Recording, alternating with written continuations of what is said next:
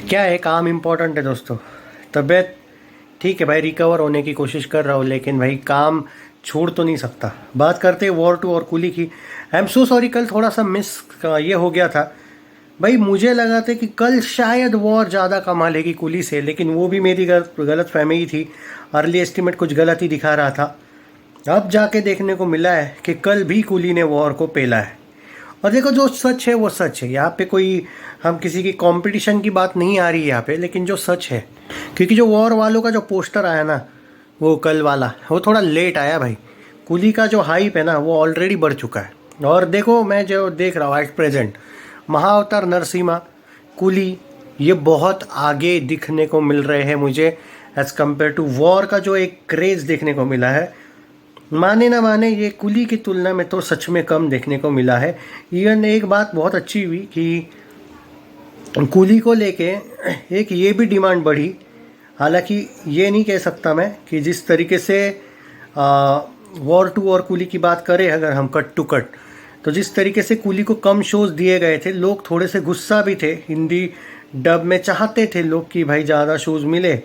मुझे पहले देखने दो भाई कि सच में, हाँ भाई, 9.5 करोड़ कुली ने किया है भाई कल, और वॉर ने 8.25 करोड़, ऑलमोस्ट 1.25 करोड़ आगे है भाई कुली। सॉरी यार, कल अर्ली एस्टिमेट कुछ गलत दिखा रहे थे वो लोग, तो भाई कल भी कुली जीती है। मैं आपको बोला वो कुली ऑलरेडी हिट हो चुकी है, सेमी हिट का वर्डिक्ट आ चुका है।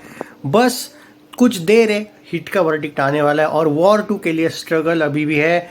एवरेज वर्डिक्ट के लिए भी कम से कम 450 से 450 करोड़ का बजट करना पड़ेगा, वरना नहीं होगी। एवरेज भी नहीं होगी, ये मैं पहले ही कह दे रहा हूँ। अगर आप बोल रहे हो ना 400 करोड़ ग्रॉस पे क्या हो सकता है, भाई 400 करोड़ ग्रॉस पे शायद बिलो एवरेज वर्डिक्ट आ जाएगा। बिलो एवरेज, हाँ, फ्लॉप तो नहीं आएगा, पर वो फ्लॉप ही होता है भाई। बिलो एवरेज को अब इससे ज़्यादा क्या ही बुरा होगा।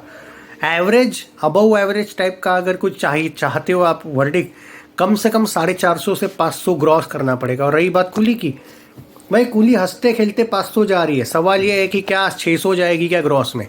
क्लीन हीट के लिए उसको 600 जाना है, 620, बस यही सवाल है, बाकी कुछ नहीं है। और अभी भी एक बात देखने को मिली है कि कुली का जो एक तरीके से हाइप है वो वॉर टू की तुलना में सच में आगे है। और ये मैं नहीं बोल रहा हूँ, ये फैक्ट्स बोल रहे हैं, ये ट्रेड्स बोल रहे हैं, और ये सच है। क्योंकि आप किसी के भी फ़ैन हो, आप रियलिटी से भाग नहीं सकते हो। कोई भी फिल्म के फ़ैन हो, चाहे आप हेटर ही क्यों ना हो, लेकिन जब आपको विथ प्रूफ सबूत दिख रहे हैं और जो सच है वो सच है भाई, तो ये है भाई रियलिटी। मेरा अब ये कहना है वॉर वालों से, वायर वालों से, कि तुम लोग जो सैयारा के वक्त तुमने थोड़ा बहुत किया था, बोला जाता है कॉरपोरेट, बोला जाता है। हालांकि मैं इतना नहीं मानता क्योंकि मैंने सैयारा को सच में भीड़ देखी थी, पर अगर थोड़ा बहुत किया है, मेरा ये कहना है कि सैयारा को अगर तुम कॉरपोरेट करते ही नहीं ना भाई, तो शायद वो आधा ही कमा लेती। हालांकि वो हिट हो जाती, पर ब्लॉकबस्टर वर्डिक्ट के लिए तुमने जो जान लगा दी, वॉर टू में तुमने 400 करोड़ जो डाले थे, उसके लिए थोड़ी भी जान लगा देते तो ये फिल्म अच्छी जा सकती थी। हाँ, स्क्रिप्ट वगैरह जो भी जैसी भी हो, पर अपनी तरफ से प्रमोट कर लेते फिल्म को, तो लोगों में भी ऑटोमेटिक एक हाइप हो जाती कि नहीं भाई कुछ तो है। पर अब जो हुआ सो हुआ, हम कुछ नहीं कर सकते हैं। प्रैक्टिकल बात यही है दोस्तों कि वॉर टू के लिए अभी भी स्ट्रगल बहुत है। आज की बात करूँ तो सच बोल रहा हूँ, आज फिल्म 7 से 8 करोड़ कमा लेगी। मेरा ये मानना है 7.5 करोड़ से लेके 8 करोड़ वॉर कमाएगी। कुली आज 9 करोड़ जाएगी भाई, कम से कम, ये मैं गारंटी बोलता हूँ। कल अगर 99 रुपीज़ के टिकट होने के बावजूद भी अगर वॉर टू आगे नहीं गई है कुली से, तो इसमें आपको ये मानना पड़ेगा कि समहाउ कुली को सिर्फ एक ही दिन कुली हारी थी। हारी तो कहना पड़ेगा 15 अगस्त के दिन, हिंदी का नहीं, ओवरऑल भी, तो वो एक थोड़ा ये था। लेकिन 4 दिनों में जब से वो 404 करोड़ वाला पोस्टर आया है, इसकी हाइप जो बढ़ी है ना भाई। वॉर वालों ने क्या किया, वॉर वालों की गलती नहीं है, पर वॉर वालों ने कम से कम कलेक्शन को लेके कुछ ना कुछ अपडेट्स देनी चाहिए थे, पोस्टर्स देने चाहिए थे, उससे हाइप बनी रहती है। बस ये इन लोगों से हो गया कि इन लोगों ने अपने ईगो पे ले ली। इशू ये हुआ कि इन लोगों ने पकड़ के रखा था कि चलो हम रोज़ जैसा करेंगे, कोई प्रमोट वगैरह नहीं करेंगे फिल्म को, लोग ऑटोमेटिक आएंगे। भाई लोग अब स्मार्ट बन चुके हैं। तुम्हारी फिल्म 2 महीने में आती है OTT पे। दूसरी बात, लीक तो हो ही जाती है तुरंत वो डायरेक्ट मिल जाती है लोगों को, उसी रात को मिल जाती है, जिस दिन फिल्म रिलीज होती है उसी दोपहर को। तो आपके लिए चैलेंज ये भी होता है आजकल की लीक फिल्में तो बहुत जल्दी होती है, वो एक पार्ट। दूसरा आपका कंटेंट क्या लोगों को पसंद है, और तीसरे आपके यूट्यूबर्स को अगर आपका जो हेटर लोग हैं उनको अगर आप कंट्रोल नहीं करोगे तो आप साला डूबोगे, और ये हुआ है। और एक बात है, ऋतिक का जो एक एंगल है ना, उसने अपना जो सुपरस्टार उसको बोल सकते थे वाला एंगल, वो जो क्यों गवाया है उसके पीछे रीज़न है। आज तक क्यों कहीं पे सुपरस्टार ऋतिक रोशन लिखा हुआ नहीं आता, उसके पीछे यही रीज़न है भाई। आप 2 साल में 3 साल में एक फिल्म करोगे, और कभी कभी आप अगर फिल्म करोगे भी, जैसे कि विक्रम वेदा, आपका काम अच्छा था पर क्या ज़रूरत थी रीमेक की। फाइटर, उसका भी वर्डिक्ट आज भी क्वेश्चन मार्क है। कुछ हिट बोलते हैं, कुछ एवरेज बोलते हैं, कुछ लोग फ्लॉप बोलते हैं। जब आपके वर्डिक्ट ही ऐसे क्वेश्चनेबल होंगे ना, तो आपको, और ऊपर से आप क्रीज बना रहे हो, वो 3 साल बाद आ रहे हो आप। होम वाले फिल्म्स की भी फिल्म कोई 10 दिनों में तो बनने नहीं वाली, उसको भी 1.5-2 साल लगेंगे।